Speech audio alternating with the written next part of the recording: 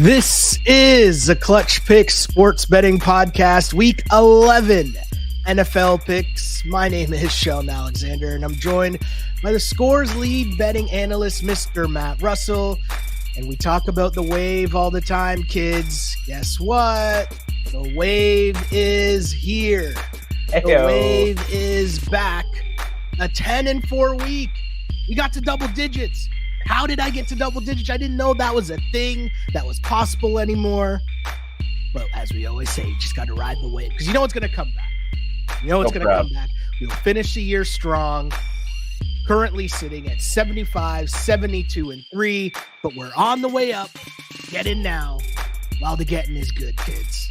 Mr. Matt Russell, how are you doing, my friend, after week 10 of the NFL season? I'm good, man. I'm really proud of you for getting back above 500. It's time to go, buddy. We're off and running. I always, every time you put up the record, I always think of just how nebulous and silly like the whole just concept of the record is. Like, I think about this past weekend, and we talked about it on the podcast last week, where I had bet the Lions at Pick'em. Yep. The line had moved up. I think it was about 2.5 when we discussed it. Yep. Said, man, this looks a lot like it's going to go to 3. And if it goes to 3, like, I think the Chargers are probably the right side in that game. And I went to 3. So I came back over the top on the Chargers at +3. And then you watch that game and the Lions get out to they get the first touchdown. And they get out to a lead. And you're just watching this game and it's like, this is every other Chargers game I've ever seen. Yep. Honestly, it's every other Lions game by and large that I've ever seen, especially against like really good opponents or at least decent opponents. And you're just like, none of these teams can stop each other. How is this game not coming down to essentially a final score? And so right after 7-0, I live bet the Chargers at +6.5 because I'm like, that's better than 3, and I already like 3, so 6.5. And nothing that's happened in this game would sort of dissuade me from thinking that. Well, I think they immediately turn the ball over and the Lions go and they score yet another touchdown. So like 8.5s and stuff were all already available. But I'm like, dude, you have gone too far. Like you have already come over the top on Chargers +3. If you lose that, you're already, losing a game where you were on top of things when it came to the market with betting the Lions in the first place. So I'm like, okay, well, just stick at 6.5. And of course, they go back and forth 7s and 7s and 7s and 7s. And then, of course, finally, the Lions end up winning by a field goal. And so I pushed that one number. I win all the money on the live bet. I win the original bet on Detroit money line, right? So it was my biggest win of the weekend. Yeah. And then I go and it's like, okay, well, like what was your record? And I check out, we went 5-0 on the against the spread in the money line underdogs and 3-2 on the money line. So like 5-0, good there. Then you go and you check like my quote unquote best bets against the spread on my Friday column. And like the Chargers is, it's +3. It's a push. Right. So just from a record standpoint, it just goes into that nebulous tie column. Yeah. Right. That, yours is what, 3? For me, it's 6. I'm 78, 66 and 6 on the season altogether. And it's just like, yeah, that's 6 right there, though. Was the biggest win, total windfall of the entire season, right? But it's like we don't even calculate that when we talk about percentages because it's just a push, it's just a tie in this whole what's your record thing. And obviously, like record is important, but you can see like just how it's like, yeah, it doesn't really say all the money that I won on that quote unquote push for sure. And it's like the other thing is if you listen to the pod, you can tell, right? Like we will say for the most part when it's a game that it's like. Like we were very confident in the Niners, right? And I'm trying to be transparent on when it's like, oh, this is me Niners fan or this is me Mahomes fan and the difference between that and when it's like, no. This is an opportunity to pile on. And I was in a bunch of group texts on Saturday or Sunday morning. It's just funny. It's like, oh, what do you like? And I'm like, Niners, buy. And the amount of times people were like, are you sure? Just because it's like, oh, it's your team. I'm like, no, like take the damn Niners. They're healthy, right? Like do it. But further to your point, right? It's like, okay, 10-4 record. Okay, cool. And like one of the losses was a game that I switched on the pod, not because you said to, because I was just feeling myself last week. Like I'm hot, right? I'm feeling myself. I'm like, I'm going to switch this pick. And you're like, I'm not saying that you should switch the pick. I'm like, I know.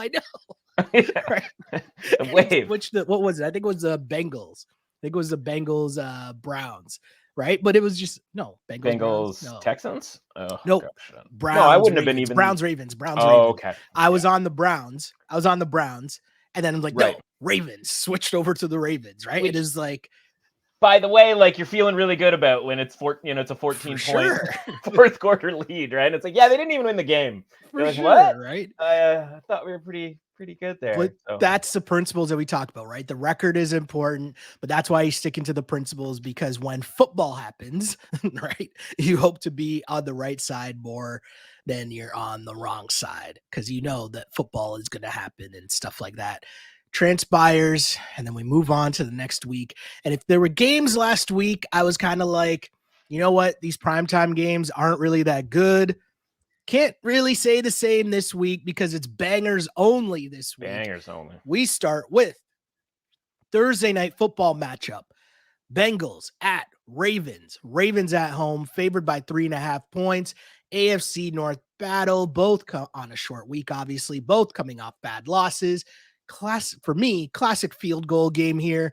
And at over a field goal, I'm going to take the points. Definitely give me the points with the Bengals here. I just think it's the Ravens. That was a Ravens game that we've seen a bunch mid-season the last few years where they're up and they can't close for whatever reason. They can't figure it out. The Bengals, maybe T. Higgins is more important than we think. I don't know if that's a thing. I don't know what's up with their offense somehow, but they couldn't close either. But at the same time, Tyler Boyd catches the ball, they win, right? So weird stuff going on there. Either way, this matchup just smells like a field goal game to me. So if the line's a little over a field goal, give me the points. Yeah, it's funny, right? Like yet another example, both leading into this game of like how narrow this sort of thing is, right? And even as Boyd doesn't catch that ball, and so they don't take a 4-point lead, which if they take a 4-point lead, obviously is going to require a lot more from the Texans. And then you go, okay, instead they're have to tie the game with the field goal.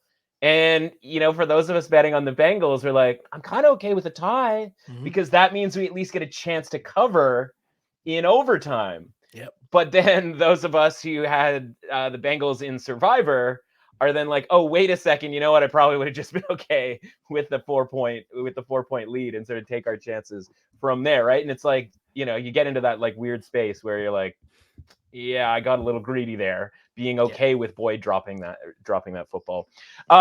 Great news. This game's really awesome. Last week's game was terrible. It was terrible on paper. It was terrible on the field, et cetera, et cetera. And now we get this really good game. The bad news is it's on a Thursday night. And what I mean by that, of course, is it's Thursday night. We got all kinds of injury questions, right? And it's funny how they are kind of lining up in a weird way. You mentioned Higgins. Marlon Humphrey, currently questionable as of this taping. Now, by the time you listen to this podcast on Thursday, maybe we have more answers about who's available and who's not. But if T. Higgins is out and Marlon Humphrey is out, well, it's kind of like an even split, right? But if one guy is in and the other guy isn't, advantage that team. And we don't technically know, again, as of this taping, who that's going to be. It's the same thing on the offensive and defensive lines, right? We have Ronnie Stanley questionable. The starting left guard as well for the Ravens is questionable. And that would be one thing, but the Bengals, 2-star defensive linemen, Sam Hubbard and Trey Hendrickson, also questionable, right? So again, like if Stanley's out and those guys are in, advantage Bengals. If Stanley is in and those guys are out, advantage Ravens, right? So it's hard to really look at this and be like, well, this is the right line, whatever. Yeah. By the way, we've also had a real kind of tough time. Well, we haven't had that tough of a time. We've understood because of how we work how we talk about ratings and the idea of our scale out of 100. But we've been following the Bengals up and down rating all season long. And that's been really kind of tricky.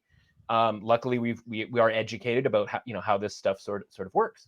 And then we saw last week, we talked about it with the Ravens. Like, yes, their rating kept going up and they kept surpassing it.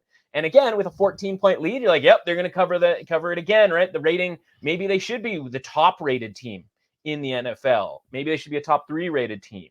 And so then they go and they blow that game. And so it's like, well, what am I supposed to make of that? Because you get into a 14-point lead, especially against the Browns, who, by the way, are with Deshaun Watson and his broken shoulder that he apparently broke in the first quarter. And it's like, what? Like how do you not seal that deal? And so it's like, okay, well, I guess the Ravens aren't as good as that rating, but it's like, again, maybe they are. They just kind of blew that last game, which again, it's kind of a thing that the Ravens do a lot. So you got two teams who like, it's not a wild discrepancy in their rating, but when you get over 3 here and you get to like, should it be 3.5? Should it be 4.5? Should it be 5.5? It really just kind of depends on your personal opinion and obviously the moving pieces of the injury report. So there's so much chaos going into this game from a betting perspective. Like, what's the thing that we can rely on? And I think you know what that thing is. That's Joe Burrow as an underdog, right? The fact that we're getting over a field goal, he's basically, I think he's like undefeated against the spread when he's getting more than a field goal. He's off, frequently in games where he's an underdog, but it's less than a field goal, which is obviously a little bit trickier here. But like when this game happens, when you're watching this game, like what's going to be the point where you're like, well, Bengals are toast. They can't come back from this. Like it's kind of, I don't know that it's going to exist, especially with what we've seen from the Ravens and their inability in some cases to close teams out. And this isn't like Jared Goff and Geno Smith, right? Where it's like once the avalanche hits, like they're not going to be able to climb their way out because Joe Burrow could just sit back and throw the ball 60 times and you'd still feel like they've got a chance of keeping this game close. So I'm not to say that it's the only way that the Ravens can cover, but like the thing I fear the most is that we get into a field goal type of a game and the Ravens get that touchdown that the Bengals couldn't get, where they go up 4 points and there just isn't enough time left for Burrow, right? And that's where, getting 4 here, I think is really important. And you've got 3.5 up, but as of Wednesday, it's basically an even split on whether it's 3.5, 4. So I have no problem with you going on record and getting a bet down at +4 because it is pretty widely available. So that's the play. Listen, nothing crazy. The only thing that I would say as far as like an add-on, right? And you mentioned the 49ers game, and the unfortunate part with the 49ers game is like you can really, really like the 49ers, and all you can really bet by and large is -3. And you don't have let's get the underdog, like with the Broncos. It's like it went to 3.5 by the time game started. But you know what I mean? As far as like juicing it up, right? Where it's like you like the underdog, you can hit the money line like we did with the Broncos on Monday, right? It's like, I like it so much, I'm going to hit the money line. Like you go to the alternative spread line, but then you start looking at like 49ers -9.5, and you're like, that's not paying nearly enough. In the same way that it's not worth it. Yeah, in the same way that a money line underdog would. I would maybe skip the money line underdog here, and I might go to the Bengals division. And they're at +375 right now. And part of that is, or part of the reason this is sort of why I would do this is because there's been an added element into the mix. And we just mentioned it, right? The Deshaun Watson injury. And so that's made the Browns less competitive theoretically going forward. Though, again, we'll talk about sort of how much less competitive. But it is something as far as like their top end ability. And then, of course, like the Steelers are 6-3, which means they have to take a certain amount of the win probability pie, even though they get outgained every single game. And so nobody's really buying into the idea that like the Steelers are going to win the division. They're not going to, win 12 games to take the division. They may win 10, they may win 9, may win 9 and sneak into the playoffs. And that would be very cool. But like the idea of them winning this division, consistently getting outgained, like is hard to believe. And so it's kind of down to just 2 teams in a lot of ways, even though, and the odds reflect it because the Bengals are the second choice. But the standings, the Bengals are quote unquote last in the division at 5-4. If they win this game, they go to 6-4, and the Ravens go to 7-4 because the Ravens still have their bye. And that's going to come when the Bengals host the Steelers. Bengals are going to be a touchdown favorite if everybody's healthy in that game. And so you just look at this and you go like, rather than take the money line, which right now I think is like what, +150, something along those lines, maybe take a little sprinkle of the Bengals at higher odds. You don't have to invest as much. And if they win this game outright, now all of a sudden 2 weeks from now, you're probably looking at kind of like a 50-50, mano-y-mano the rest of the way, where each team has split their season series. So there's no tiebreaker from that perspective. And there's still, 6-7 games left of a runway here for the Bengals to potentially win the division. And so rather than just go all out with the money line, let's go with the AFC divisional futures, especially if like me, or if like you've been a reader over at the Score from before the season started, you might have a pretty decent price on the Ravens already. I believe we had +220 before the season for them to win the division. You can take a little risk off the table with the Bengals there as well. Yeah, no, sounds good for sure. And sticking with the same division in the AFC North, we got the Steelers at the Browns. So I'm liking the Bengals. We're liking the Bengals in Thursday night. As we head to Sunday, you got the Steelers at Browns. Cleveland favored by 2.5. Now, obviously, the big news there is Deshaun Watson out for the season. And it's something we've talked about throughout the year, what the line movement dependent upon Deshaun Watson's availability is versus what it is when he is not there. Either way, this is supposed to be a super low scoring game, as I'm pretty sure the total isn't that high. And a lot of the times, if the point total isn't that high and we're talking a divisional game, I'm just going to try to gobble up all the points that I could possibly get here. And I hope that this would go to 3, but it's not, because there's no Deshaun Watson and people still think that matters.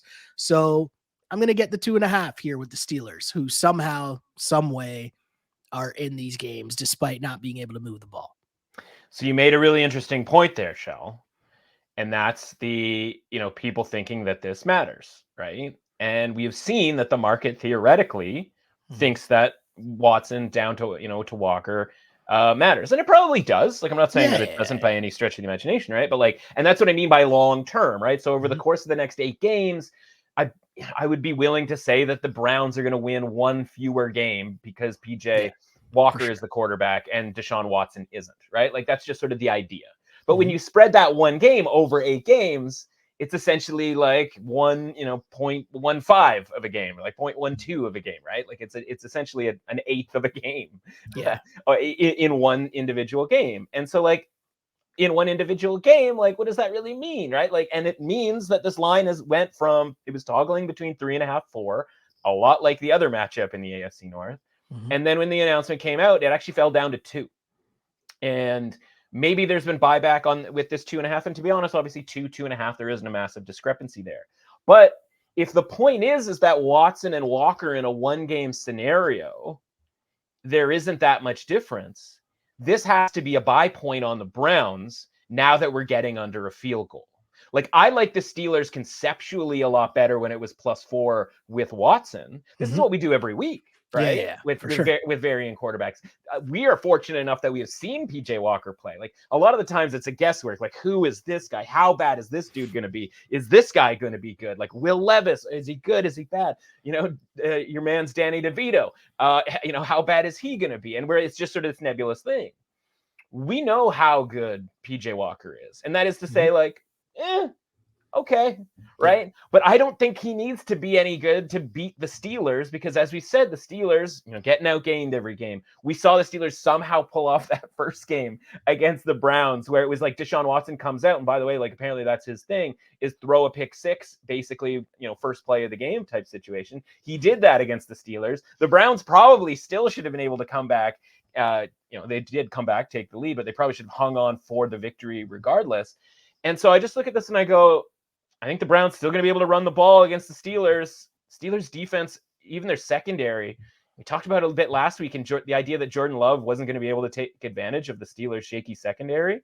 Yeah. He kind of did. And it's if Jordan Love can do it out here, right? PJ Walker can do it with Amari Cooper and, David Njoku, et cetera, right? So I think the Browns are going to be pretty good offensively. And we know the defense is really good. The defense was basically outside of one play, the Steelers couldn't even get it in. I mean, they couldn't get into the red zone at all, but outside of one play, they couldn't score the first time around in this game. So I think we're getting a discount now that we're under 3. So I think that Cleveland has to be the play here. I see that you're changing it. I think that's the right move here. Anything under 3 here with the Cleveland Browns is the move. I'm making an overall statement, as I know what my picks are for the whole week and you don't as of yet. But I'm going to make a statement that you will notice there's a lot of games where I'm kind of on the fence. And the key part is going to be where that line is, because the thing that you mentioned there in terms of the Steelers above a field goal versus the Browns below a field goal, that right there is really the decision being made to me. Shell, here's the electric, piece of breaking news here as we tape it, and it's sort of midday on Wednesday. That line's now a pick 'em. Oh, yeah, that line has gone down to you can get Browns money line at -105. Wow. And I mean, it's tough to do on air here, but the question obviously is okay, who died on the Browns, right? And it's is PJ Walker? Does PJ Walker also not have a shoulder? I'm sort of skimming through, and I don't see any like breaking, beep beep beep beep beep news here. Gotta be. Oh yeah, no, there it is. Holy smokes! Yeah, okay, there we see go. it? Browns are planning to start Dorian Thompson-Robertson at QB. Yeah. Wow, Okay. PJ Walker will be the backup. Wow. That is live and breaking news. Yeah. I like that. That Shouts is to Adam electric. Schefter. Yeah. Kevin Stefanski told reporters that Dorian Thompson-Robinson will replace Deshaun Watson and start Sunday's game versus the Steelers. That's interesting on a lot of levels because, like, what is PJ Walker? Like, he's just saying he's the backup. So, yeah, all of a sudden, DT, like, they have faith in DTR all of a sudden. What am I missing here? this is not a team. We just talked about the odds and the idea that, like, listen, we don't love the Browns going forward, but the record is the record. They are technically in the mix. If you're in the locker room and if you're Kevin Stefanski, you're talking yourself into still being alive in this, right? Like, again, like I said, your record is the record. You just beat the Ravens. Obviously, that was with Watson, but like, you can win games with PJ Walker. So this is sort of taking this in here because, again, the one time that we saw DTR. Now, again, you and I always talk about this as far as like whenever one of these backups has to come in. Are you coming in when you didn't have practice all week, or are you coming in when you did? And so DTR, when he had to come in that first time, remember, like Watson, they were doing meetings in the middle of the field, talking about his shoulder the first time around, and then he was like, no, I can't go. And then DTR was just like, okay, I guess I'm playing. And obviously the Ravens defense considerably different now that we know than the Steelers defense. Obviously Steelers defense can create explosive plays with TJ Watt, but like we just mentioned, right? Secondary is not very good. The run defense is not very good. You can score on them. And honestly, we were relying on the Browns anyway in this game. So like, this is one where I kind of just like, I'm going to trust, and I'm going to say it that way because that doesn't sound like I'm fully trusting, because I'm not, but I'm going to trust the Browns coaching staff, the Browns organization, the locker room, and the idea that everybody else in that locker room accepts the idea that DTR is the better option to win a game, because that's what you need here from the Browns, right? You need to buy in. And if the buy-in here is not there, there's no reason that they would ever do this, because this isn't a situation where they're like, oh, well, we're 3-6 and like the season's over and we should start the young guy to see what we've got. Like, there has to be a reason as to why they're doing this over PJ Walker, who we've seen be serviceable, if not more than serviceable so far. So for you to make that decision, especially with how poorly DTR played the last time we saw him, you would assume, okay, they've seen some progression in practice. There's some positive movement going there. And he's getting to practice, right? Like, he actually gets to be with the ones and in the meetings all week and all of that sort of thing. Because this, as of Wednesday, right? Like, this isn't Friday making this decision. This isn't Saturday or Sunday morning making the decision. This is a decision that, again, like, if you're in contention here in a divisional game at home, like, you think you should be thinking, we got to win. Yeah, it's a huge game. It's a massive game. Yeah, it's huge. And it's not like Stefanski's in his position where like his job is like, super locked up for decades to come. You know what I mean? Like, he needs dubs. Yeah. So this is a super interesting one. And it's funny. I'm thinking of the people watching on the YouTube page. First off, shout out to you. But two, you've also seen the control room just scrambling here, changing graphics on the fly. Great job by the control room. Got to give them a round of applause for their hard work behind the scenes. But I say that because people who are listening might not be able to see. You cannot see what's happening. That's right. Yeah.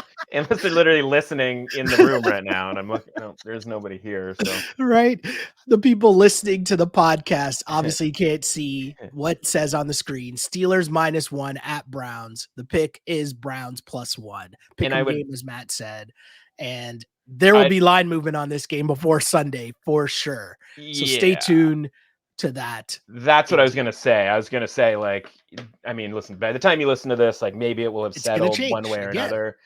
Like, yeah, I mean, the thing is, like, if it moves in the favor of the Browns, okay, it moves to -1 Cleveland, right? And it's like, I didn't miss anything. But if you're listening to this and it's +1, it's like, I mean, obviously that's a move towards the Steelers. So like, maybe you get a little bit better of a number if you wait. But honestly, it's not like I mean, hell, you never know. But like, they've made this announcement. It's not speculative. Honestly, it's probably -1 one way or another. So yeah, feel free to bet it. I don't think this is getting to 3, or anything like that. I mean, I guess the possibility is that, they change this number based on the news. People like you and me go, yeah, I don't love it, but I'm okay with betting the Browns to win this game. And then people bet the Browns to win this game. And honestly, the line goes back to like 2. For the Browns, right back to where the PJ Walker zone was, because the idea being that, like, yeah, there's probably isn't a difference between the two. For sure. Totally true. Keep things moving though, and talking about quarterbacks and who's playing. We saw Kyler return to the lineup for the Cards. Big win for them last week, as the Cards are now this week, week 11, heading to Houston to take on the Texans. Texans at home, 4-point favorites. And the one thing here in this, I'm on the Houston Texans here, which is a weird one for me, because I'm looking at it and thinking I'm laying 4 points with Houston.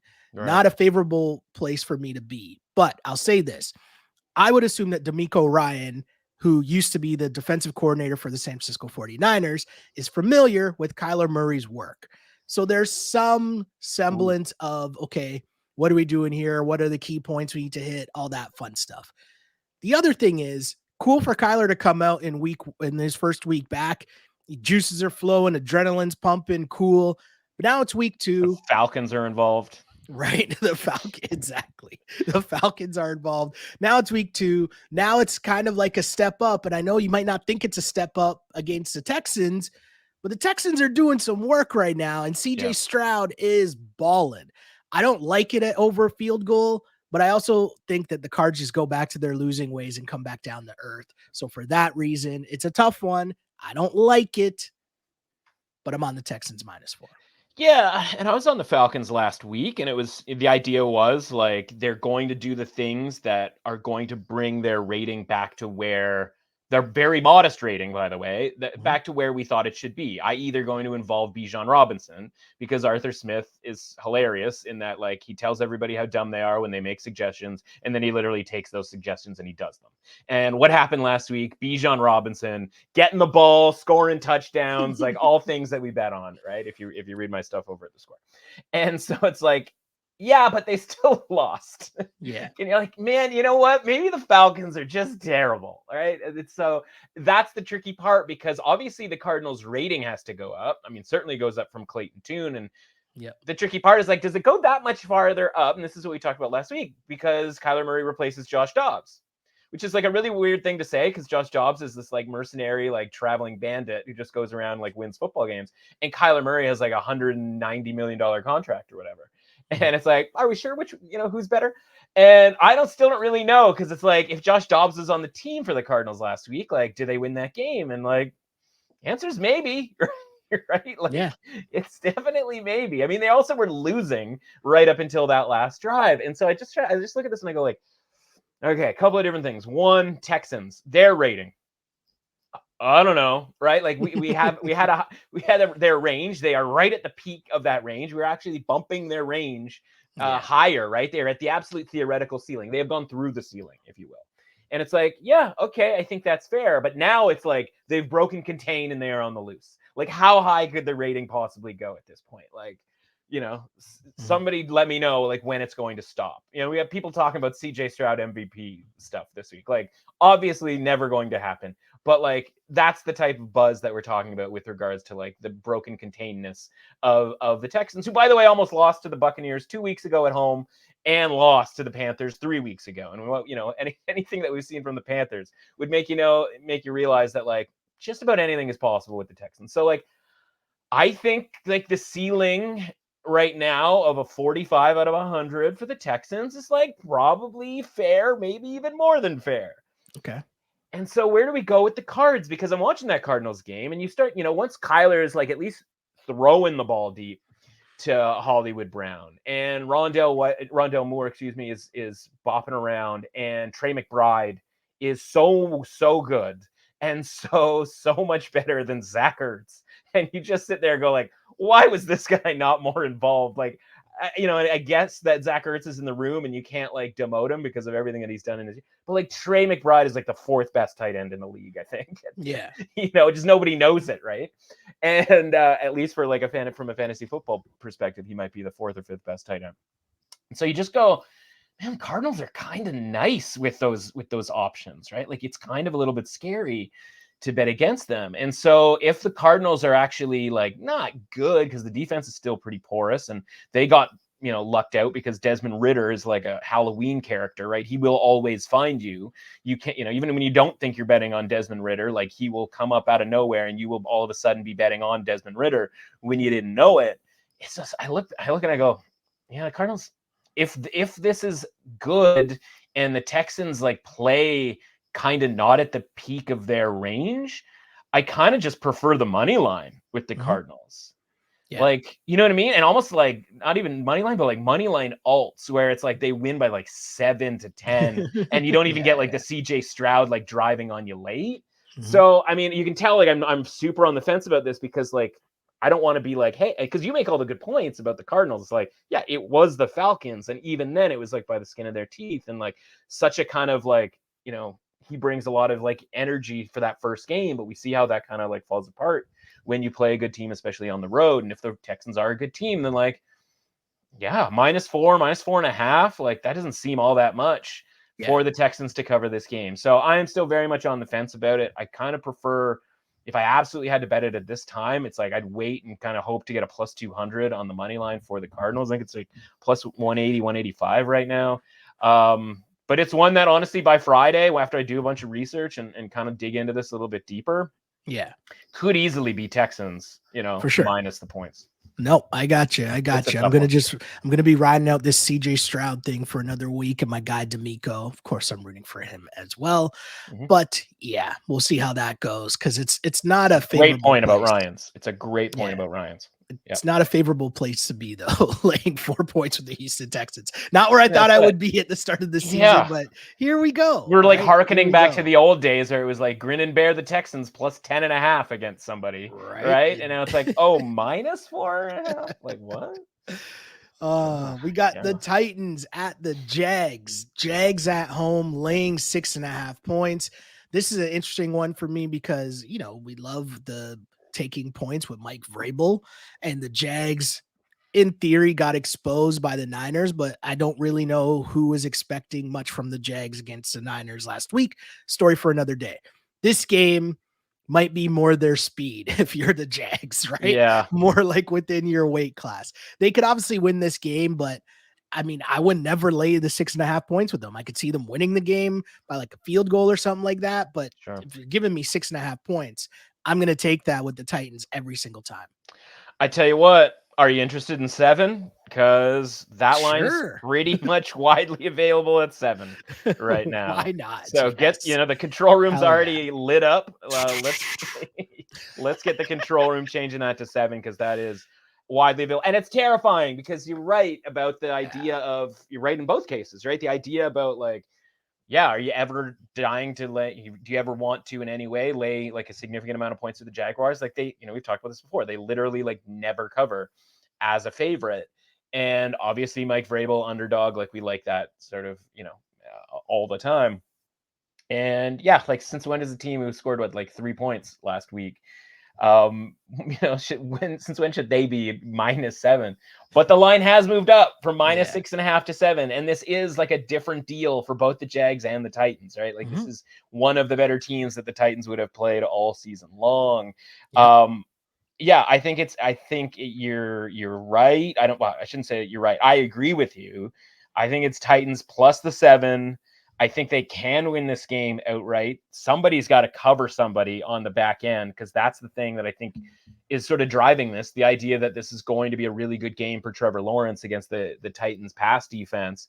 But having watched the Jaguars offensive line, I think the Titans can get pressure on Trevor Lawrence, right? And all it takes is kind of one strip sack fumble, ball bounces the wrong way, and all of a sudden you've got, some Titan on the loose, running to the end zone that puts the Titans in play. And like, that's kind of what the Titans do all the time. And so I don't know what the deal was when they're, Baker Mayfield's lighting up the Titans. I mean, maybe it is that bad for the Titans from a defensive standpoint. But yeah, man, like you said, 7 is a lot of points, and I just can't. I mean, if I laugh at the idea of taking Jags -7, like they might win this game by 25 points, sure, and whatever. But like, if I laugh at that idea, then obviously I have to take the Titans. And knowing what we know about Vrabel and the Titans, record as an underdog and all that kind of stuff, right? It's a lot like the Burrow thing, right? Where there's a lot of moving pieces. Like, let's just rely on the one thing that we think we can rely on, and that's the Titans to be potentially frisky as an underdog or sort of in any game, really. And yeah, I think, especially at a plus 260 type money line type thing too. Yeah, I think you just got to do it. Yeah, I'll be taking the points for sure with the Titans. I'm leaning on taking the points here, but we need to talk this through. There's a lot of big boy spreads this week, and we got the Raiders at the Dolphins. Dolphins 12-point favorites at home. We know the Raiders are coming off back-to-back wins. The Pierce era is going well. Everyone's fired up. Did I miss this? I don't know how I missed this from their first win. Was Max Crosby smoking a blunt like in an interview? Like, did I see that correctly? Like, what is going on right now? Anyways. The claim is that it's all cigars, but I mean, I'm ready for anything. Right? Anyway, this is going up a weight class, as we talk about a lot, as you're going into Miami. Dolphins also coming out of a bye. So I understand the move up in terms of the line. Yeah. But double-digit spreads like this, my lean is always to take the points initially. Sure. That's going to be my starting point.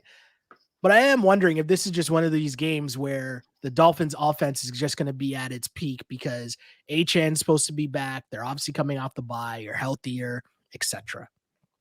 Yeah, that's all very sort of scary. I think it just conceptually, right? Like, we see the Dolphins in these games, and they're in a similar point spread, certainly against the Giants, the Panthers.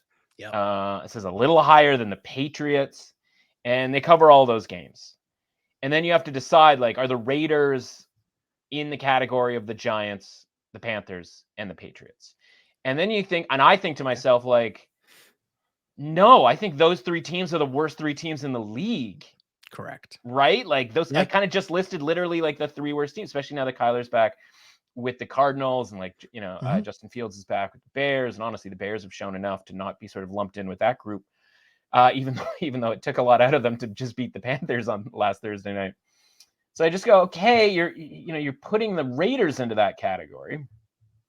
And some of those were easier covers than others and that sort of thing. And like, the other problem is, like, with the Raiders being in that category and like trying to figure out what category the Raiders should be in, obviously the Raiders have had their issues the last year and a half or more, but like, there's a lot of talent on the Raiders. Hell yeah.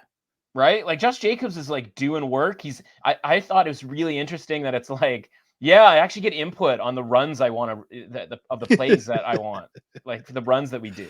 Yeah. And it's like, imagine being a head coach and like just not consulting with your star running back who led the league in rushing yardage last year, and just not consulting on what like hit the plays that he likes.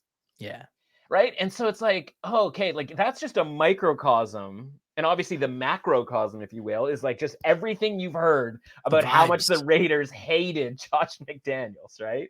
And you just go like, why? Because he's like a dork and like he probably sucks at his job. And it's like, no, he literally just doesn't, involve anybody in discussions and sort of making the team as efficient as possible. But you look around and it's like Devontae Adams is on this team and Josh Jacobs is on this team. And by the way, they're actually throwing it to Michael Mayer, who made arguably like the best play of the game on Sunday night. And it's like, that's a guy that I've been like, we should be betting on Michael Mayer, because like any idiot would throw this guy the ball based on everything that we saw from him at Notre Dame. And it's like, well, there is one idiot who won't throw him the ball or won't have him throw, the ball.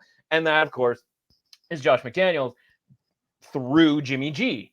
And it's just like, yeah, all right, maybe throw it up to him, man. Like, you throw all of these tight ends, right? It's like, it's a pretty good idea to throw it to him. Hawkinson, Laporta, Kmet with the Bears. It's just like, these really big dudes are going to help you out.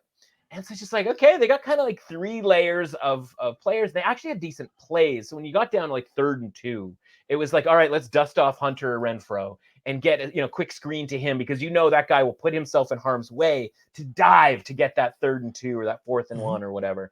And obviously Jacobs. And the defense, listen, the secondary is a little bit sketchy. They picked up the kid from that like basically quiet quit in New England, Jack Jones. And so the secondary is a little bit dicey, and that's obviously the worry here, because when we talked about this game last week, and we talked about the idea like, oh, hopefully the Raiders win again, because then it's probably going to turn on Sunday against the Dolphins. And at that time, the line was 10. And it was sort of, the idea was like, well, maybe the Raiders win and the line goes down to 9.5. And then we get the Dolphins at minus 9.5. Mm-hmm. It's gone the other way. It's gone up to 13 right now. There's some, you can get some 13.5 for like minus 110. Right now. So again, let's get the crew ready. There's a lot of movement going. This is the time of the season. It's the time of the weekend, the time of the season, right? Because as we do this on Wednesday afternoon, it's like practice reports come out, and again listen. I say all this to say, like, maybe there is a Raiders negative practice report, but we just saw this team, and again, who knows, right? Because we saw T. Higgins on Sunday night, and he was fine, and then all of a sudden he pulls his hamstring in practice, and he might be out for like multiple weeks. So who knows what's happened? The line hasn't moved that drastically. There was some 13s pretty much all week over at one specific widely popular sports book. But yeah, I just think like the Dolphins defense, not particularly great. And when I need a team to cover, I need them to have a pretty good defense, or I need the other team to be completely and utterly incompetent. Giants, Panthers, Patriots, right? Like, think about those squads for a second. For sure. Right? And it's like, I just don't have the Raiders there. And so while we're at it at plus 13, and if the vibes are truly right, and Jacobs is running the football, and by the way, like, we even mentioned Max Crosby, and the idea that maybe he catches, Tagovailoa with a sack fumble type situation. It doesn't take that long to get to a point where, like, man, the Dolphins have only had this ball like 7 times in this game, because the Raiders had it and just dragged the clock, and there was one turnover, and just an NFL football type of a play. Plus 500 on the money line. I see where you're going here. For the Raiders. Like, it's not something I'm looking like full unit Raiders plus 500, right? But like, if you're doing a round robin underdog money line parlay, and you see, like, I get there's 3, 4, so even 5 big time spreads out there. I don't know. One of these has to lose. Like, I'm obviously like 2 or 3 of them will probably cover. I think this is one of them. Oh, we're about to get to another one. But like, I think one of these, there could be a shocking upset in this group. And would it be shocking if it's a team that relies on timing, relies on all of that kind of rhythm type stuff? Would it be shocking if it's that team that had a week off? Because like, getting healthier is cool, but like, getting out of rhythm can be a problem. And again, maybe it's one throw that finds a defensive back. Maybe it's Max Crosby getting around an offensive line that honestly hasn't really been all that great or all that healthy lately. And it's not like, okay, well, the Dolphins have this good like pass rush and good corners and stuff. And it's like, I don't know that they're going to be used all that much, because you're just going to get Josh Jacobs in the face for 60 minutes. Yeah. And like, and the tight end is going to be involved. And by the way, like, as good as the corners might be, especially Jalen Ramsey, like Devontae Adams is pretty good too at getting open. So it's just like, I can kind of see a route to the Raiders certainly being competitive in this game. And then it's just like, would you be shocked if Sunday night, Sunday Nighter is like 15 minutes away from starting and they're going through the highlights and it's like, the good vibes are still going for the Raiders. And it's like, Josh Jacobs is just like, I don't know. Just compared to some of these other double-digit dogs here that I think aren't even close to the level of talent that the Raiders are at, I just think this game could get a little bit frisky here for, honestly, a Dolphins team that most of their reputation this season has been built on beating the Patriots, the Giants, and the Panthers. Yeah. No, I got you. Vegas is a move there for sure. And one big boy spread. We got another here as the Bucs will be taking on the Niners. Niners at home laying 11.5 points. Again, I'm on the Bucs here with the big boy spread to start. I hate this number because, of course, the Niners can blow them out. We talked last week about how much the Niners offense just fits better in place with Debo there. And you just see mismatch after mismatch after mismatch. And I just don't know if I can lay that many points. It's not because I don't think that they can win the game by that much. They could easily blow them out. Sure. But there's just too many weird things where it's like, okay, Niners are back, but do we need to bring out the full repertoire against the Bucs?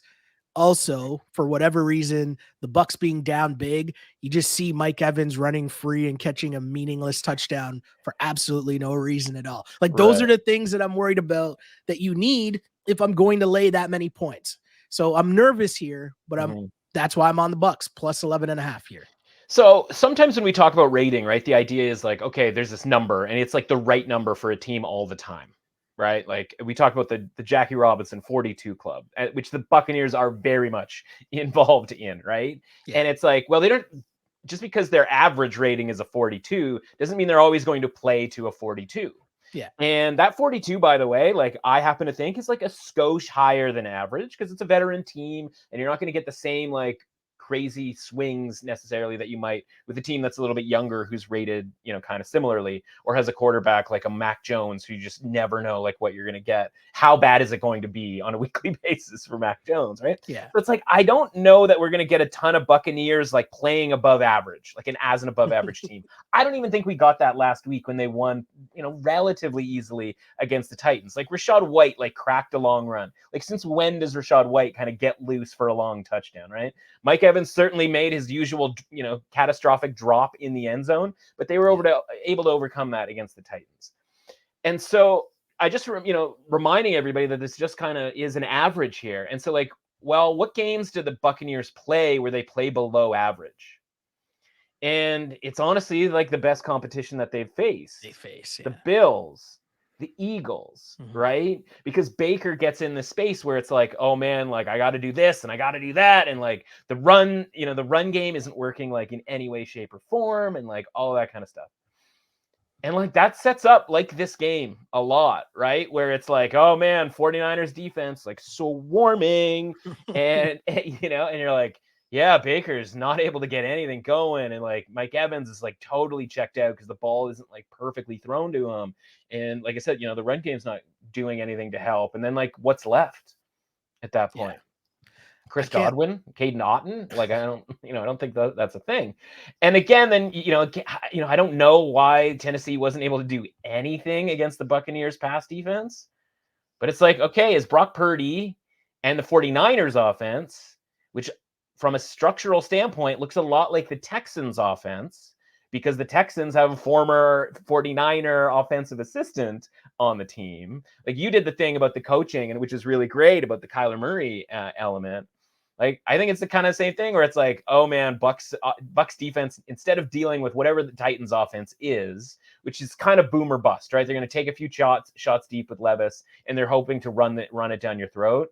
49ers are going to find guys open. Brock Purdy is going to find guys open. So yeah. I think they build a big lead here. I don't think this is a Bills situation where they're going to like allow the slowest, most catastrophically ridiculous backdoor cover type situation. Obviously that's possible, and it doesn't have to play out the exact same way here, but it's like, it's not like the 49ers just came back all healthy, added Chase Young, who was a factor. Like it wasn't like it was like, oh, I didn't even see Chase Young out there. Like was a factor, made everybody else better, you know, incrementally. I don't think they just come back, smoke the Jags, and are like, all right, our job is done here, guys, we're fine. It's like, no, man, I think they're still looking to like take some stuff out on build some momentum.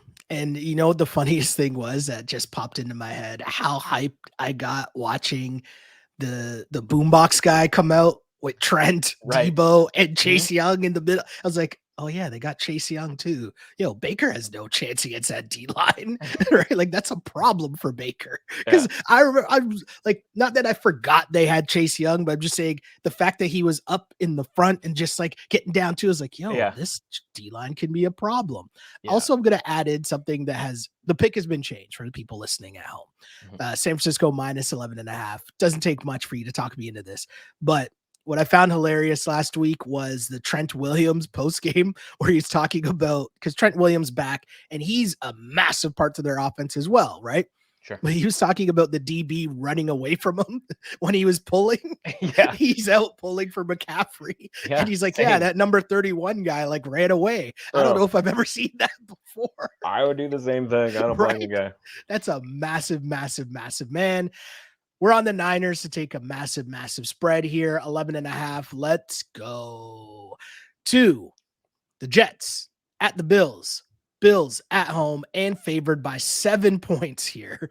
And why are the Bills laying 7 points? I'm very confused by this. I can't lie to you here because I've watched the Buffalo Bills.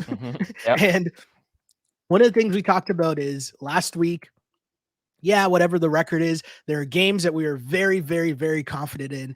And the Buffalo Bills laying 7.5 points seemed like a suckery bet of all suckery bets possible. And people bet it, man. They bet it on Monday. That thing closed to 8, or at least got up to 8. When I was like, all right, I'll bet more if you want. Yeah, made no sense here. So now a week later, the Bills are still laying 7 points. And I understand it's the Jets. I understand the Jets are a problem, but we know the Bills are also a problem. We know these teams played tough on opening night. And so I don't understand how this still can be Bills -7. For that reason, give me the Jets, who I know at least their defense will not make it easy on Josh Allen, who all we've seen lately is he likes to turn over the ball. That can't all be the offensive coordinator's fault. Give me the Jets. Yeah, so explanation for the line is like it's honestly about the Jets, and it's funny because it's the one game, the one rematch, maybe not the only one in the league, but certainly between either of these teams, where we can't go back to the other game that's happened and compare the point spread, because the point spread was based on Aaron Rodgers being involved. Correct. Right? You'll remember the Bills in that game were 2.5, 2. They were under a field goal or something like that on the road, right, against the Jets. And so even if you took the Aaron Rodgers point spread, think of it this way, right? As we talk about this, right, all the time, it's, basically if we can pinpoint some home field advantage, it's a 2-point home field advantage. Like the average in the league is probably 1.5. I'd say the Jets, certainly the Bills have a 2-point advantage. So let's give it a 4-point swing. So if Aaron Rodgers was, if this was week 1, the version of this game in week 1 would be Buffalo -6. It's not that far off from where we are now, and Zach Wilson is the quarterback for the Jets, and Aaron Rodgers isn't. And so obviously, you can see how far the Bills have fallen. The Bills have essentially fallen 1 point shy of the difference between Aaron Rodgers and Zach Wilson. Do you know what I'm saying? Yeah. Right? Yeah. Because if the line is only 1 point different from Aaron Rodgers to Zach Wilson, that means the Bills have fallen that far from a rating perspective. And so at least we know the rating for the Bills is coming down. And so if we go back and we think about the Bills before the season started in that first game, and their rating, which is like, high 60s, let's call it a 68 out of 100, right? Like what would that line look like in this game? Well, the Bills would be favored by, quick math here, 9.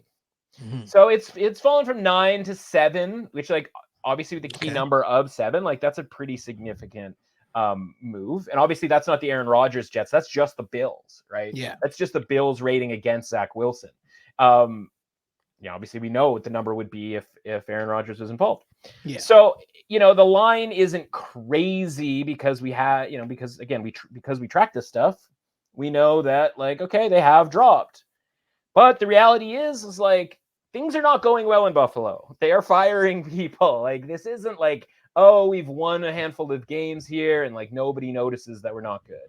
It's like, no, we are panic move, firing people because Sean McDermott, it's like the last move that he can make to save his job, essentially. And honestly, a lot of this isn't even his fault. It's not even Ken Dorsey's fault because the metrics always look good for the Bills. At some point, Josh Allen has to stop turning the ball over. Stupid, lame fumbles, like the fumble where like he dropped the ball before he dropped the ball in handing it off to James Cook. James Cook he did fumble twice, and he probably should have lost that second one, except for the immutable laws of physics just let down, and the ball bounced directly back to him. And I can't tell you how aggravated that made me when it just bounces directly back to him. And so it's like, is that going to change, right? Is Josh Allen going to stop forcing those balls in? And is the Jets the team that's going to change against? And it's like, even at the best of times, the Jets are just a massive pain in the ass for the Bills. And so it's like, you can make the case that the Bills are at the low point and like this is a buy low situation on the Bills, because it technically is. But the stuff that we don't like about the Bills it shows no sign of being rectified. The defense is still not healthy. In fact, it has gotten so not healthy that Damar Hamlin is playing on defense now. Yeah. And like, as much as we love that DeMar Hamlin is alive, he has always been a sort of break in case of emergency option for the Bills, even going back to last season, where it was like, yeah, we need multiple guys to get hurt for this guy to play actual defensive snaps. Yeah. And so it's like the defense isn't getting healthier. The offense, from a metric standpoint, was never the problem. It was the turnover issue. You are not going to have wide open guys. We just watched Stephon Diggs get locked up by Patrick Surtain, and now he's going to get a lot of Sauce Gardner and Reed, right? And it's like, there is no good option there. And so I just look at it and go like, okay, is this going to be, are you just going to run the ball with James Cook a ton against the Jets defense? Like, and by the way, you're going to win this game by 2 scores. Like, I'm going to keep, like, the worst thing that happens is that this 6-game stretch is us going 5-1, fading the Bills every week with a bunch of money line, like, Bills fades that were successful. Yeah. I am fine with that. But the upside here is 6-0 because, again, yeah, the rating is going down on the Bills, but, like, I'm not positive we're at rock bottom here. Yeah. This could be it for sure. Rock bottom. Losing to the Jets, I mean, in terms of that market, for sure, that would be rock bottom for those fans, for sure. Let's keep it moving, though. We got the Cowboys at the Panthers. We are back to the big boy spreads here, as I was talking about earlier. Cowboys on the road favored by 10.5 points. If I've learned anything, though, the Cowboys love beating up on bad teams. The Panthers qualify as a very bad team. Yeah. Again, normally, like this should tell you enough here. Normally, I just said, right, my lean is to take the points and then need to be convinced. Here, it's the other way, where I'm on the Cowboys taking 10.5 points. Pardon me, I can't speak against a Panthers team that I got nothing on the Panthers. I'm not gonna lie. Well, okay, I'm gonna try to convince you to take the Panthers here. Okay. No, I'm not. This is the Cowboys. You actually had me there. I was like, wait, this what? Is the Cowboys.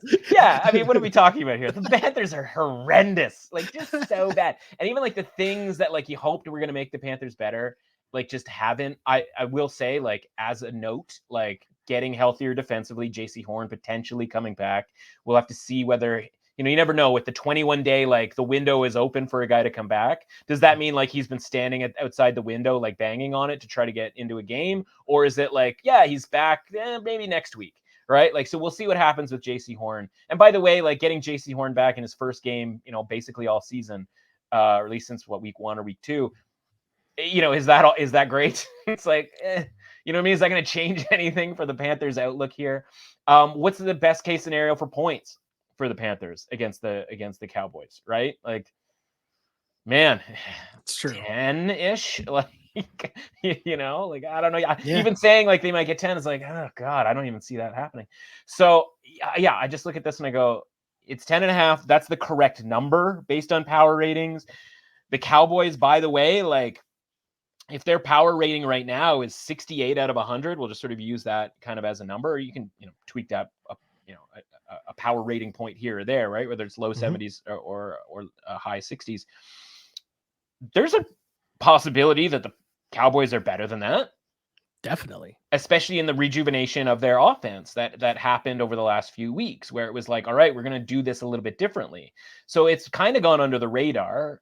I don't know if it's under the radar because they've been pounding teams lately or because they didn't win that game against the Eagles. But I think you and I agree, like, there's a lot of times they win that game in Philadelphia. They just happened to not in that game.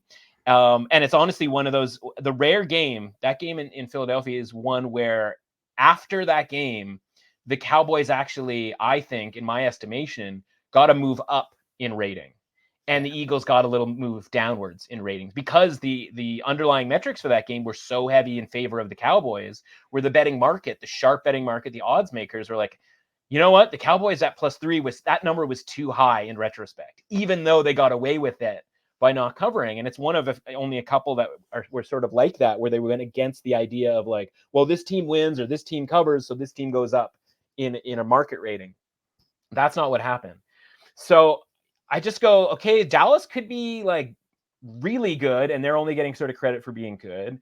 And then the Panthers, You know, like I want to believe they're not a floor team, a 20 out of 100.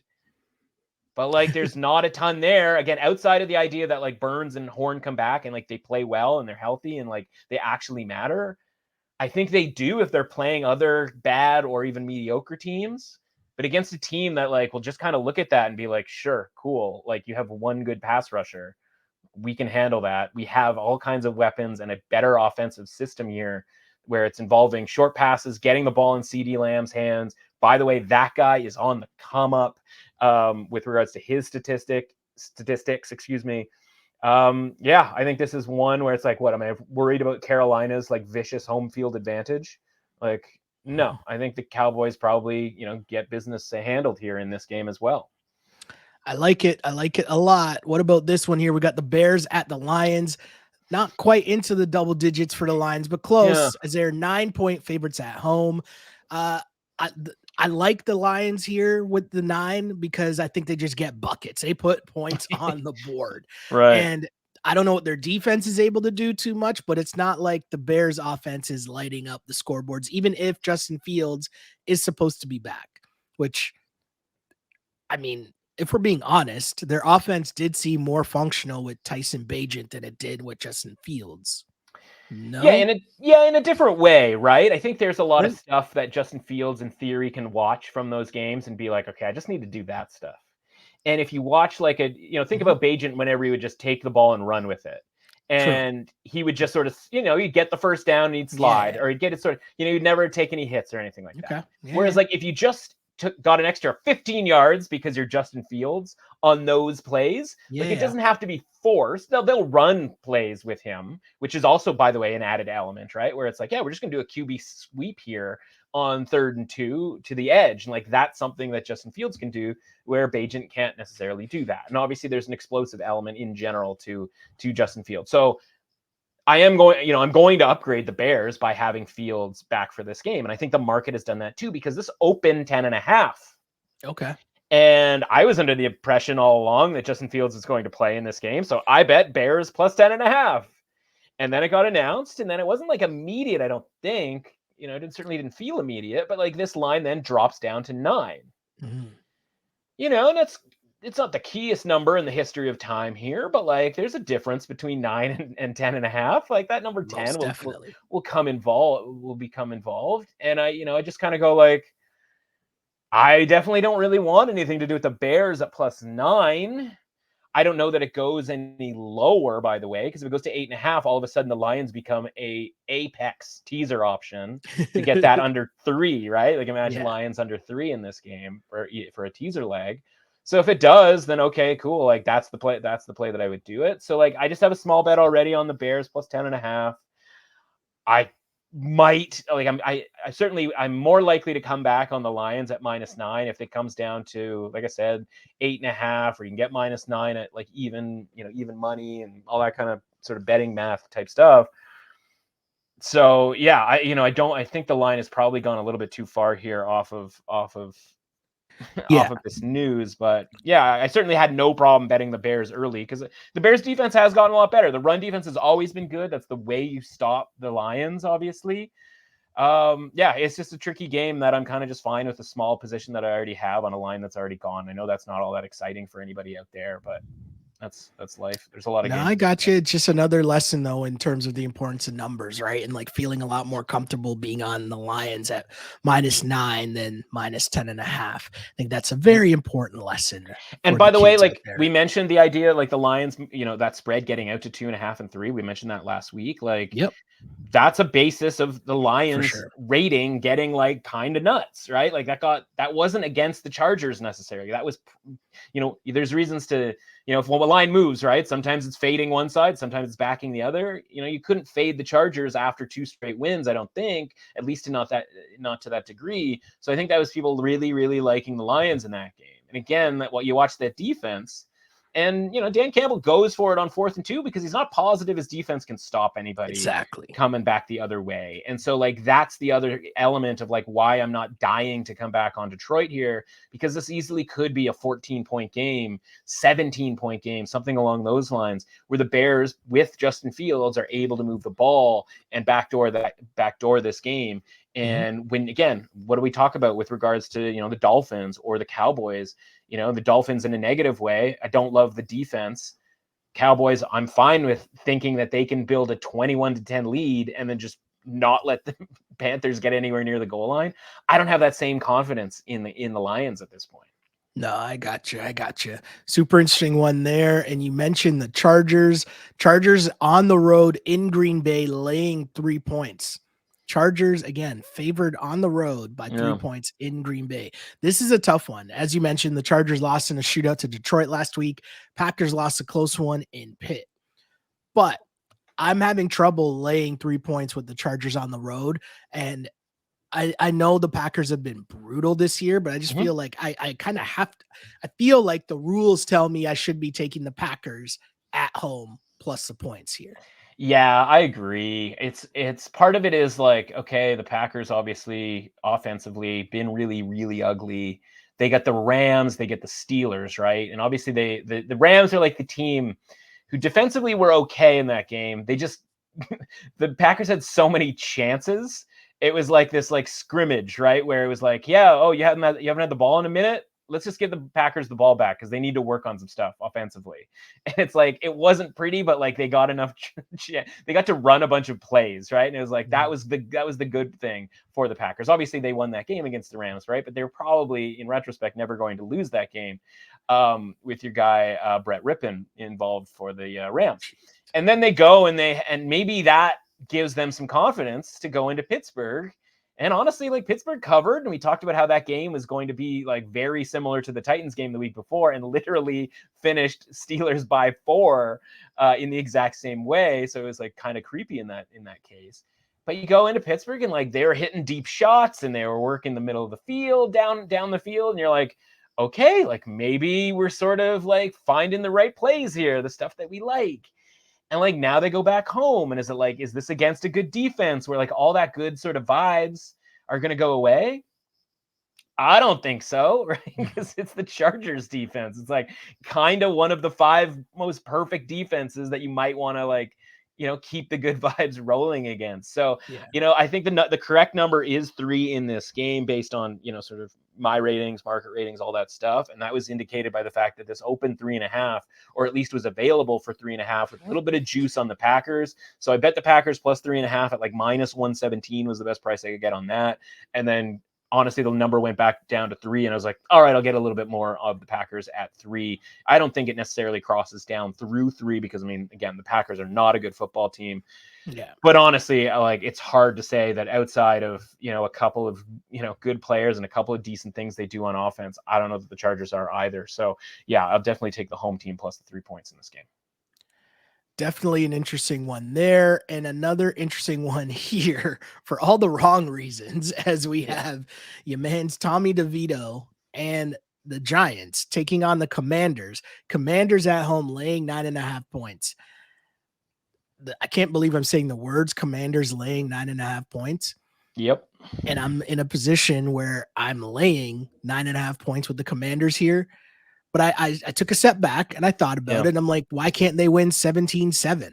That's not that impressive, right? Like 17-7, 20-10. Like Tommy DeVito wasn't moving the ball anywhere. In fact, what were the numbers last week? It's like the Cowboys had 28 first half points. The Giants had 27 first half yards. Yeah.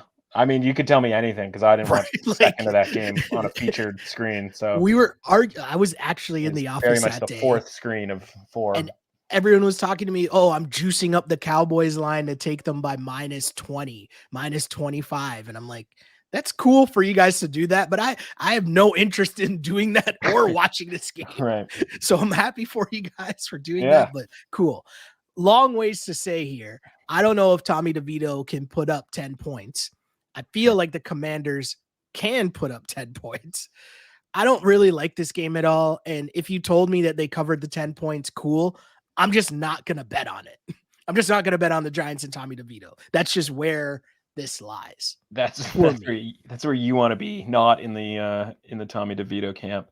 No. I already bet the Giants, man. I love the Giants. I bet the Giants plus 10. And it's funny, right? It's like you're like, yeah, no, that's I get a reasonable move. Yeah. Was 14-7, I think the previous meeting. Yes, it was. In New York. Obviously, different. There was a lack of DeVito in our lives in that game. Was that the game Tyrod got hurt? No, that was the Jets game. Yeah, I mean, 10. Like again, this was based off of 10. Yeah. That was the line. That was the open. That was the line. Monday, I think most of Tuesday. Then I came off of that. Let's play our, everybody's favorite game show, right? Like, where do you think the Giants are rated? Let's put it this way: when they were 18-point underdogs against the Cowboys, like, what would your guess be on what the Giants rating was? They had to be in the 20s. Man, they were 12. Oh wow, they were 12. Right, and that's unless we go like everything shifts and we just go like Cowboys are unbelievable, best team in the league. Like that's how we get the Giants to 20, right? Like if you move both of those pieces, so it's like, all right, let's keep the Giants at 12 because like they didn't cover in that game. Like, hey, you want to go to 11 or 10, like fine, but like we are at the Earth's core right now with regards to the Giants rating. Keeping the Commanders at a pretty reasonable rating of like in the high 30s. Sure. Right? Like, are we okay? Like, is that too low? I mean, I'm okay with that. Maybe it's a little too low, but like that still doesn't get you to 10. Like we got to keep the Giants at 12 and we got to move the Commanders up to like 40. You got to throw them in the Jackie Robinson club, right? The 42 club. And cool. Yeah, and that just gets you to 10. That's the fair line at that point. And it's like, well, what about the Commanders would suggest that they're going to play above average in this game? This is where, people talk about divisional game and like, and they sort of, they talk about it. It's a cliche. Part of it's right, but they also kind of use it incorrectly. The idea of a divisional game is like, you both know each other pretty well. Like, what the other team wants to do because you've already prepared for them once this season. So once you don't have to re-prepare for them, you just get to prepare on top of it, right? You get to do more preparation. You get to see the stuff that you didn't see the first time around, et cetera, et cetera. So it doesn't mean that the Commanders can't win this game or win this game by like a significant margin, I should say. It's more just like it's going to be more difficult to do that because of the preparation that the opponent is going to have. Definitely. Now, the problem is that the opponent has Tommy DeVito. But as a general rule, one, are they at rock bottom with a rating? Actually, they're below rock bottom. They are in the Earth's core. Two, can we expect the Giants to be any level of better than we saw last week? I would hope so. And it's like, yeah, another week of practice. Like even the second half against the third string of the Cowboys, where like if you had told me the Giants were going to score 17 points in that game, and I would be like, oh, wow, okay, so they covered 18. And you'd be like, no, never really came close. And I'd be like, wow, that's something else right there.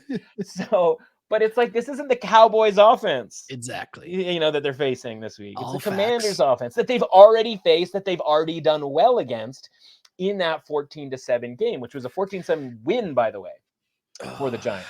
So they only gave up 7 the first time around. Yeah. So like, what's the amount of point? Like, why would we think that the Commanders are going to get more points? Now, if that's Tommy DeVito turning the ball over a bunch, okay. But like, it also wasn't really that. It was they were punting the ball a lot. I mean, that game was, I think, scoreless at the end of the first quarter. Yeah. So again, it's a lot of points. You've already sort of acknowledged that it's a lot of points. So we've also been laying points with the 49ers. We've been laying points with the Cowboys. Do the Commanders fall in the category of a team that you want to lay like points against? Like, I don't really think that's the same thing as some of these other teams, right? And so like, if it's the simple thing of like, wow, Dolphins are good, but the Raiders might not be bad. So that's why we like the Raiders. 49ers might be the best team in the league and are feeling it right now. And the Buccaneers are pretty below average. So we understand why we're taking the 49ers. Cowboys, good. Panthers, bad. like, this is the thing where it kind of falls apart, right? Where there's no Cowboys or Commanders. I keep calling Commanders Cowboys. There's no thing here where the Commanders are like good enough to be laying this amount of points. And so if you get into this scrappy, like first team to 10 type situation, which we might, guess what also comes into play here? The money line, right? Like we told you, the Giants got a serviceable checkdowns and Saquon Barkley and like a bunch of stuff, and they got to 13 points. And the defense of Thibodeau, et cetera, maybe they get a turnover for a score or something along those lines, or Sam Howell goes into like Sam Howell throws 4 interception mode. Like, you wouldn't be remotely surprised if any of that stuff happened, right? And so like I think the Giants can win this game if they just get, again, this is a big if, functional quarterback play, which again, like, we're in a world where a coach is looking at Dorian Thompson-Robinson and being like, you're in, buddy. Like, yeah. It doesn't take that much to be okay at quarterback. No. I hear you. I'm going to be honest. I want very little to do with this game at all on Sunday. I'm with you. I hear you. I hear you. Yeah, if you didn't have to watch it, why would you? Right. But when you have the Giants money line, so I'm watching the hell out of this game. Why would you watch it when you have great games like the Seahawks and Rams? No, I'm joking. Yeah, but that is the next game. Seahawks, Rams. Rams at home are underdogs here, but it's basically a pick'em game as Seahawks are favored by 1. NFC West showdown. Seahawks need to keep up with the Niners, so to speak. But these games are always tough between these two teams.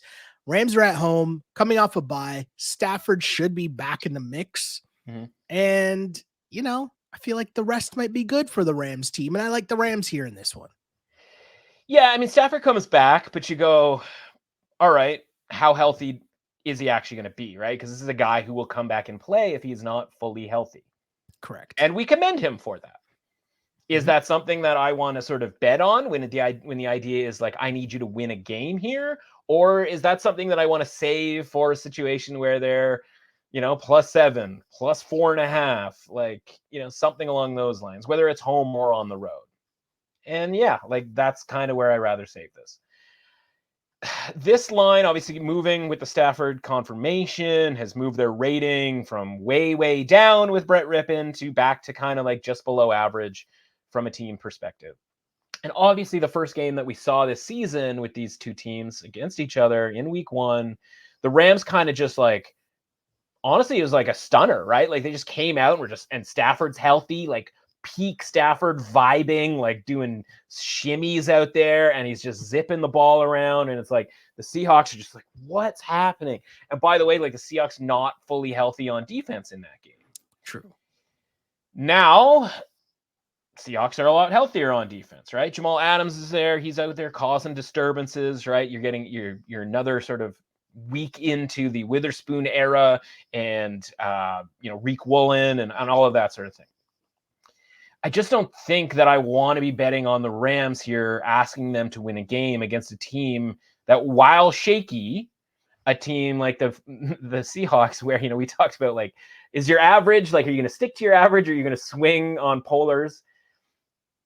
We've been backing the underdog in the last 2 games with the Seahawks. In one of those games, they were the underdog and they flunked out miserably. Last week, we faded them as a significant favorite, and they almost lost the game. And man, would that have been sweet if they had lost to the Commanders from a financial standpoint, but they didn't.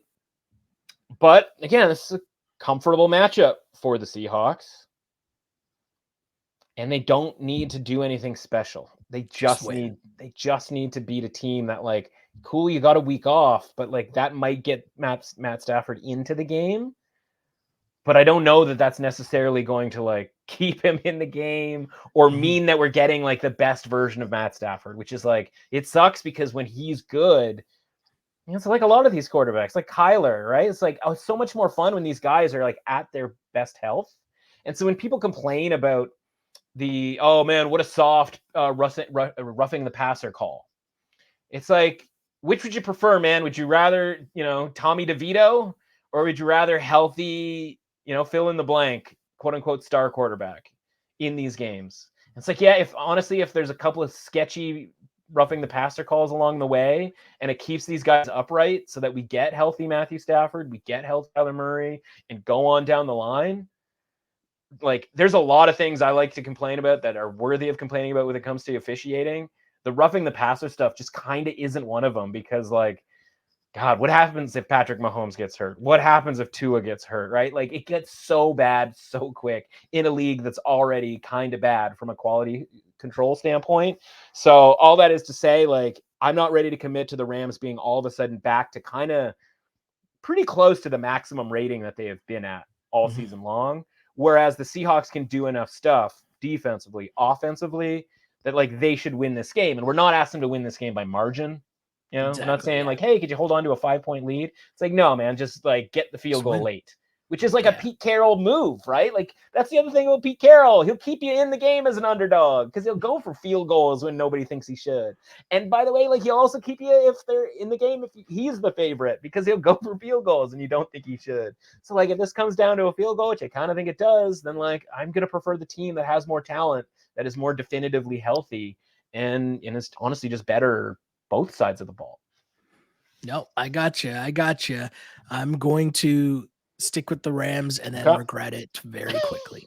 Sure. Sunday Night Football. We got the Vikings at the Broncos. Broncos at home laying 2.5 points. I will be on the Broncos, despite the fact that I do enjoy this Josh Dobbs story. It's been incredible. The problem is, I have to ask a serious question. Are the Broncos now rolling? They've won 3 games in a row. They've beaten the Bills and Chiefs. Yeah. And I mean, despite whatever the Vikings have looked all right, but like asking them to go into Denver and win, that seems like a very large task to ask Josh Dobbs and the Vikings to do. For that reason, I am on the Denver Broncos laying less than a field goal at home. Yeah, I mean, the Josh Dobbs thing is really cool. We love Josh Dobbs as, like, home underdog, road underdog of more than a field goal, like things where the bar is pretty low. And while this doesn't necessarily indicate, because it's tricky with, you know, from a rating standpoint, the Vikings are going to get bumped up after winning that game against the Saints. The Broncos are also going to get bumped up after winning that game against the Bills. Who gets bumped up more? Like, how far does each team get bumped up? Like, it gets a little bit tricky, and you need a second data point. So we won't know really until next week. Now, you can look at the look-ahead lines that some sportsbooks have up and sort of get the idea of, like, so they think both of these teams are really, a lot better than they did last week by kind of comparing them.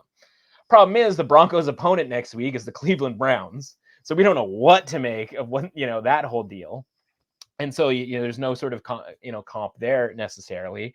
And the Vikings, one, might get Justin Jefferson back this week. And two, if they don't, you obviously have to price in Justin Jefferson's return for the following week. So they, for example, are -4 in look-ahead lines against the Bears next Monday night, which is a line that tells me absolute positively that the Vikings have been boosted in rating, and Justin Jefferson is probably going to be back for that game. If he's back for this game and this line dips even further, very cool. We'll get a better price on the Broncos. But I am with you. We have to bet the Broncos in this game. And one of the things in my sort of job or whatever, and everybody gets some, have small things in their job that sort of allow, that give them kind of small victories, if you will. And one of them is writing about that game on Monday night and listing off the defensive changes from a personnel perspective that the Broncos made after the first 4 or 5 games of the year, where it was like Broncos defense historically bad and like all of that sort of thing.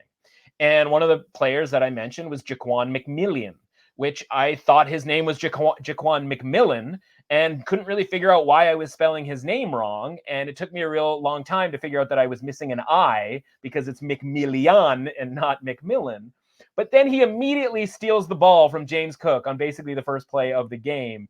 And the Broncos defenses are off and running and showing out against, again, from a metric standpoint, a pretty good Bills offense. So the point is like when you can find that stuff out that the people aren't necessarily talking about, that's the edge beyond some of this, rating stuff that we talk and who's overvalued or undervalued by a half point here, a half point there. When you can see that a team has no business being an 8-point underdog on Monday night and probably should be like a 5-point underdog, and then bet that accordingly and it works out, and it does so because the defense is so good, like that's the stuff right there, man. That is the stuff. And so now that's proven, or at least that's sort of in, we have another data point beyond 2 games against the Chiefs where they didn't allow much to the Chiefs offense. We have a pretty strong sample size that's starting to get built up here that the Broncos defense is really, really good. And as much as like the Josh Dobbs thing, as you said, is like really, really cool, we're going from Falcons, which like, where are we on the Falcons, thought process right now? Sure. To Saints, who we've like adored fading most of the season, right? Definitely. And now it's like you said, road game, night game. Sean Payton, like again, the offense. Like, would I like to see Russell Wilson throw the ball like down the field a little bit more? But on the other hand, if the defense is going to be that good, these little like his big plays are like dump offs and like backhanded flicks to the running back and Javonte Williams, and having Javonte Williams just like hit people over and over and over. It's like, I'm actually pretty cool with just no turnovers, Russell Wilson. Even if it means punt a bunch of times and like get this thing into like a grimy state. I haven't looked at the total, and God knows I'm terrible from a luck perspective when it comes to totals and that sort of thing. 43. Honestly, 43 seems high in this game, doesn't it? Like, how many points are honestly both of these teams scoring? Because the Vikings defense is pretty good, and they only got in trouble when your man Jameis Winston got in there and started hucking the ball around the yard, which is like exactly what Jameis Winston does and will terrify any defense. But like, they also didn't win the game because Jameis Winston also throws the ball to the other team. And so that saved the Vikings, who by the way, their offense kind of came to a grinding halt in the second half of that game against the Saints. So if that means more tape on what the Vikings want to do, and TJ Hawkinson isn't going to get 12 catches or whatever TJ Hawkinson had, Justin Jefferson might come back, but this might not be the game for Justin Jefferson to come back in. Yeah. Patrick Surtain is involved. We just saw what he's capable of against Stephon Diggs. And so maybe they hold him out for another game. Maybe he comes back, acts as a decoy. I don't see the 100+ yard type game for Justin Jefferson. If we get that kind of line from a prop perspective, we're going to be hitting the under on Justin Jefferson in that game. Because that's the level of respect we have for Surtain, Simmons, and the Broncos defense at this point. No, I like it. Just crazy to say because it's a team that gave up 70 points like a month ago. Like loving the Broncos D. It's like, how many did they give up in September? It's like a lot. It's how the NFL season works sometimes, right? No, 100%. A great Monday night matchup, Super Bowl rematch. We have the Eagles at the Chiefs. Chiefs laying 3 points, at home. Both teams coming off a bye. 3 points is a lot. I think both teams are pretty good. And to be honest, it's probably not a shocker to anyone here. But this, for me, is a bet on the institution that is Andy Reid, Patty Mahomes, and the Chiefs at home here. And if they win by a field goal, I'll take the push gladly and just be like, all right, cool. But this is a tough matchup. This will be a really, really good game. And I just think the Chiefs, coming out of the bye week, I think the Chiefs are just such a problem, and that's such a bigger advantage for them, and a team that we know that they like to prepare the way that they do. They got all their little trick plays that they'll put in over the week. Yeah, they're going to be ready for this game. And again, this is just a trust in the institution. Give me the 3 points with KC at home. Yeah, you can. Well, you're giving it, but yeah, you can give them 2.5 because 2.5 widely available. Let's get the control room fired up here, because I think, as you know, with the Chiefs, right, there is a lot of times where this game lands exactly on 3, right? So with -2.5 as of this recording, widely available. There's 2.5 -114, -115. Things of that nature, which like on a key number of 3, you absolutely should have no problem laying that extra 5 cents or paying for that extra 5 cents to get off of that key number. Again, especially with a team like the Chiefs. I will say I grabbed the Eagles +3 when that was available early on in the week, right? And so fundamentally, there isn't that much to say, because I think we have a pretty good understanding of what the deal is with both these teams. Like, we saw them in the Super Bowl. Maybe one team's defense is a little bit better. The Chiefs' defense is a little bit better. But honestly, like, the Eagles' offense is a little bit different. And the stuff that the Chiefs, stopping Jalen Hurts in the run game, which is kind of like the way to stop the Eagles. Like, man, that guy's throwing the ball around now, right? So like it's a different prep for the Eagles. You get the Andy Reid off of a bye and everybody getting all excited about that. So what I think is happening with this market is exactly the way that I would bet this game. If you get minus 110, if you're in no position and you get minus 110 on Eagles +3, which is what I got, you bet that. If you get minus 110 or you just happen to like the Chiefs at minus 2.5, you bet that. There's no reason to be laying 3 in this game with the Chiefs because it is, again, like I said, widely available below a field goal. Yeah. And, at this point, if it comes back to getting 3, if the line happens to be 3, then like me, I bet the Eagles +3 because, again, I think the Eagles can win this game. I don't think anybody would think that's sort of like this crazy concept. So yeah, Eagles +3 for me in this game. But if it's minus 2.5, which again, like it widely is more available at the moment, I have no problem with people taking the Chiefs at home under a field goal. You've heard me sing that song before. So, that shouldn't be any surprise. It is one of the funny reminders that Patrick Mahomes was an underdog in the Super Bowl. Just going to remind everybody of that. What a time to be alive that was, kids. Is that what it was? Was it Eagles slight like -1 or something like that? I forget. It opened as the Eagles were favored by, I want to say like 1.5, maybe even 2, and then went down. But it was still Eagles were favored. Mahomes, the money line on the Chiefs was plus money. It was paying like plus 110 or something like that. Right. Yeah, I remember there being significant movement. I've just forgotten sort of which way that went. Which, like, if you look back at it and you go, okay, let's say that it was a crazy game. Yeah, I mean, if the Chiefs, were that price, and if you say that both teams is kind of the same as it was last time around, then the line is kind of a little high.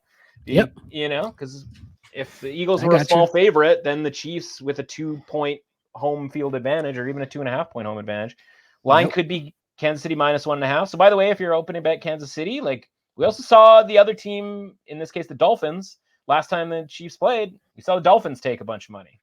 Yeah. So would you be shocked if more money came in and dropped this thing down closer to a pick'em? I certainly wouldn't be. So again, that's part of the reasoning why I grabbed the +3 is like, what's going to happen here? Is this going to go to 3.5? No. Is this going to go to 2.5 or lower? Way more likely. So that's why I grabbed the +3. And again, I'm fine with carrying that into the game. I gotcha. Sounds good, my dude. But between now and kickoff, and this will be a great weekend of football, back-to-back banger weeks. Yeah. I think, even though the primetime games will live up to the hype, we hope, this week.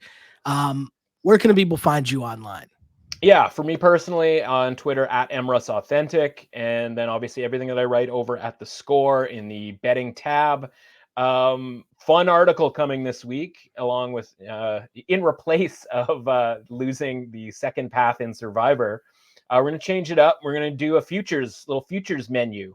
And so we're going to look back at our preseason picks for the future in the futures markets for all the categories, basically. And then see if there's anything that we can do to either, secure some winnings in certain categories, like offensive player of the year or most receiving yards or something along those lines. Or whether there's some interesting long shot that, as much as it feels like we've been a long way through this season, a lot of these teams still have 8 games left, right? And so a lot of them have played 9 and have 8 left, which is like that nice little sweet spot where it makes us think that, like, oh yeah, there's no way this guy can't win this award, or there's no way this guy can't lead the league in whatever. But there's 8 more games and things can flip pretty quickly, especially in some of these categories, touchdowns, that kind of thing, where all it takes is a 3-touchdown game from a guy to go from 5 back to 2 back in 1 week and going from 40-1 to in the mix. So we're going to take a look at the futures market this week. That should be out on Thursday. I'm really excited about that one. Sounds good, my dude. Sounds good. And you can find me online on the app formerly known as Twitter @ShellAlexander and on Instagram @SheldonAlexander. Huge shouts to all the people liking and subscribing wherever you get the podcast, wherever you get the stuff, whether it's Matt's stuff at The Score, whether it's some of the other projects I got going, whether it's a Raps pod and all that other fun stuff going as well. Huge shouts to all the people supporting those projects as well. We appreciate that. And as I always say, I used to pray for times like this to rhyme like this. This is the Clutch Pick Sports Betting Podcast. As always, unpolished and unapologetic. Until next time, see ya.